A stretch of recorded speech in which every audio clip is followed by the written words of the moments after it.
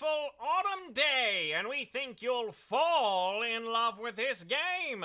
So sip your cider and enjoy the crunch of the leaves as we welcome your host, Swagman.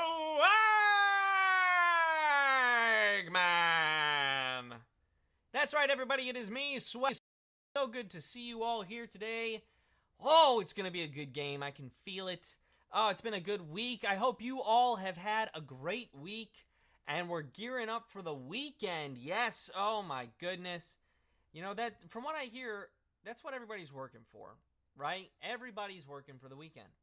And so we asked you, what are you up to this weekend? What's going on? Well, Undertaker 78 is going to a haunted house, and that just feels like it makes sense. Anyone else feel like that just plays, right? So enjoy Undertaker 78. Steph Z18 is doing a Pokemon Go research event. That sounds like it could be fun. I play Pokemon Go myself, so enjoy that. Dan here is going to a pinball expo. What? That's amazing. Bring a bag full of quarters for that, right? Seppi19 organizing the kitchen cupboards. A very noble task. We've been trying to reorganize a little bit around here as well, so I understand what you've got ahead of you, and I wish you the best of luck. And then, of course, there's Drew D, who's flipping burgers for the PTA tomorrow night at the football game. That is a very cool use of your time. Great job, Drew D. I hope the team does well. Hope the burgers turn out perfect every time, and that it is all well appreciated. Everybody, I'm ready to have some fun. I hope you're ready to have some fun. After all, it's National Pasta Day. I've already been told I'm having ravioli, so let's feel free to be extra saucy during this Thursday edition of Daily Trivia Live, all right? It's the mobile game show where you win money from the comfort of your phone. Use your noodle as you play for the grand prize. There it is, 1,000. Everyone who can correctly answer these 10 multiple-choice general trivia questions will split it. In this game, you'll earn 1 bonus SB for every question you get right after question number 1, even if you've already been eliminated. Now, if you win the game, they're automatically added to your prize. Otherwise, you'll have to claim them at the end of the game to keep them. So if you win the game, they're added automatically. That's what I call one of the perks. But if you don't win the game, you must click claim. The first time you get a question wrong, as long as it's before question number 10, you can rejoin to get another shot at the grand prize, either using SB or with a free rejoin. Just click the plus sign in the top left-hand corner of the main menu anytime a game's not happening and get free rejoins by watching videos. Each game, we give away 5 100 SB prizes to 5 players who win and claim at least 1 SB in the game. Here are Wednesday's winners. Congratulations to all of you. Everyone else, keep playing, and next time the winner could be you. It really could be. So just do all those things. Look at all that. I love all the wonderful congratulations in the comments. Good job, everybody. Way to be positive. Now, look, this game is about to boil over. So let's get things started here, everybody. It's time for question number 1 for over 15,500 people. Here's Q1. On Seinfeld, which character is Jerry's neighbor? Putty, Kramer, or Elaine? On Seinfeld, which character is Jerry's neighbor? As the clock clicks down. If you live in an apartment building, please don't burst through your neighbor's door and then start rummaging through their fridge. That only works for Kramer. Kramer is the answer. 95% of you getting that one right and moving on. Well done. For those that went with Elaine, Elaine is Jerry's friend, and I think she used to be his girlfriend. And I'm just surprised that relationship works. I mean, good for them. They can remain friends. Good for them. We're on to Q2, worth a bonus SB. We've got a lot of you still in this game. A lot of you who showed up, maybe just a hair late, but that's okay. We've got a bonus SB in every question from here on out that you can be earning. So here we go with Q2. What section of an orchestra contains all the unpitched instruments? Strings, woodwinds, or percussion? What section of an orchestra contains all the unpitched instruments? I'm not talking baseball, okay? Some of the instruments, like the vibraphone and glockenspiel, are pitched. But there's only one section of the orchestra where all those unpitched drums live, and that is the percussion section. Percussion is the answer. 79% of you got that one right. That's 12,052 of you, but we lost. Ooh, we lost 21% of you on that question. A lot of you went with strings, like the cello and the bass and the violin. Those all have a pitch to them. Those are tuned to a specific pitch. The woodwinds are also tuned. The clarinets, the saxophones, the pan flutes, those have pitch to them. But the drums, those boom, boom, boom, boom, those do not.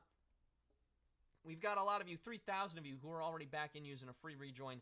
That's great. I may have some information on free rejoins later, so keep an ear out for that. But meanwhile, let's get to question number 3 worth a bonus SB if you get it right. Here we go, Q3. In 2024, Australian Rachel Ray Gunn went viral for her curious performance in which Olympic event? Breaking, dressage, or marathon?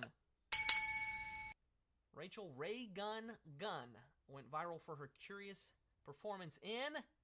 Look, controversy swirled around her making the Olympic Games in the first place after the whole world saw her interesting on breaking in Paris. Interesting is a very nice way of putting it. Breaking is the answer. 84% of you get that one right. Well done, 12,378 of you moving on. For those that got it wrong, breaking is much like break dancing. It wasn't just someone going around and breaking things. But if you've seen the GIFs, the memes of a woman just kind of in a green tracksuit flopping around on the floor, you've probably seen it. You've probably seen it. We're on to Q4 worth a bonus SB. If you get it right, here we go. Q4. As of 2024, which of the following authors' film adaptations have grossed the most at the box office? Michael Crichton, Ian Fleming, or J.R.R. Tolkien? Grossed the most at the box office, these authors' film adaptations. Ian Fleming gave us the James Bond movies, and J.R.R. Tolkien is the man behind The Lord of the Rings and The Hobbit, but it's Michael Crichton who has generated the most office. That is the answer. Oh, that was our first really tough one. 48% of you getting that one right. A lot of you went with Tolkien having grossed the most, but you got to think of Jurassic Park and all of those movies, as well as the Lord of the Rings did. The Jurassic Park movies have been making a lot of money for a lot of years. They've had more time. It's just what it is, okay? But look, you've rejoined. 4,500 of you back in the game, going for the gold. That's what I love to see. Let's move on to question 5 now. It's worth a bonus SB if you get it right. Here we go. Question 5. What was the first animal to be cloned? Was it snake, tadpole, or sheep? What was the first animal to be cloned? This was one of our hints. If you checked out the hints on the gram, we tried to help. Dolly the sheep is the most famous cloned animal, but she wasn't the first. Back in the 1950s, scientists were able to successfully clone a tadpole. Tadpole is the answer. Oh my goodness! This was even tougher than the previous one. 45% of you got that one right. You're moving on, but most of you went with sheep. A lot of you knew about Dolly the sheep. You're like, yeah, Dolly the sheep. That was the first person, the first animal cloned. But oh my goodness, it was tadpole. We said it was a tad different than what you thought, and you shouldn't jump to conclusions. You might hear, I think some of my neighbors are unhappy with how they answered that question. But, oh my goodness, that's okay. Rejoin, 2,700 of you back in the game, going for the win. Let's see how we can rebound here on question number 6, worth a bonus SB. Here we go, Q6. What toy brand features the phrase, "It's not the same without the flame" on its packaging? Barbie, Furby, or Hot Wheels? What toy brand features the phrase, "It's not the same without the flame" on its packaging? The flame conveys the breakneck speed of the toys, which apparently are so fast that their wheels burn up. Why else would you call them Hot Wheels, right? Hot Wheels is the answer. 98% of you getting that one right and moving on. Well done. 7,532 of you still in it to win it. That's what I love to see. Hot Wheels, they're still cool today. I gotta say, my son's starting to get into Hot Wheels a little bit. He loves cars, and I gotta say, they're cool. I can't wait to get some Hot Wheels tracks up in here. It's gonna be great. We're on to Q7 now, worth a bonus SB if we get it right. Here we go. Q7. The game Jenga gets its name from a Swahili word meaning what? Build, fall, or replace. This was another one of our hints. It's very important to watch the hints on a Thursday so that you know your Swahili.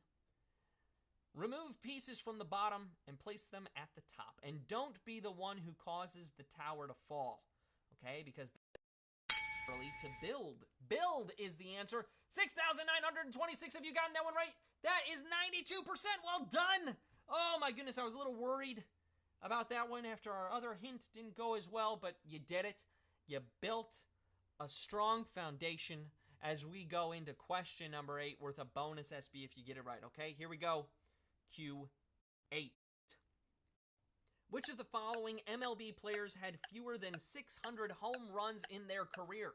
Sammy Sosa, Jim Thome, or Frank Robinson? Which of those players had fewer than 600 home runs in their career? 500 career home runs used to be the milestone to aim for, but as players hit more and more home runs, 600 may be the new benchmark. One that Frank Robinson fell 14 short of. Oh, he had 586 home runs, and we had a very tough result on that one.